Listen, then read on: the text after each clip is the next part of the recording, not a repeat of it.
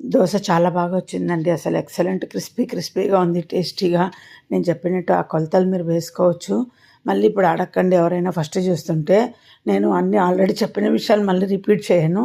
Continue చూసే వాళ్ళకే అర్థమవుతుంది నా వీడియోసు.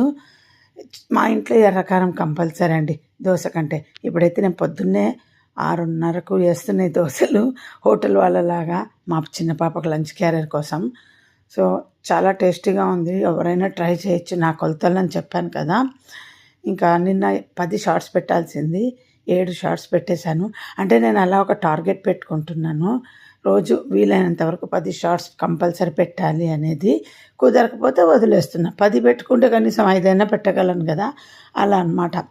యూట్యూబ్లో నేను ఇలా నా రోజు డైలీ నేనేం చేస్తున్నాను అవి వీలైనంత వరకు ఏదో ఒకటి అప్లోడ్ చేస్తూ ఉంటాను. నా వీడియోస్ నచ్చి లైక్ చేస్తున్న వాళ్ళందరికీ థ్యాంక్ యూ.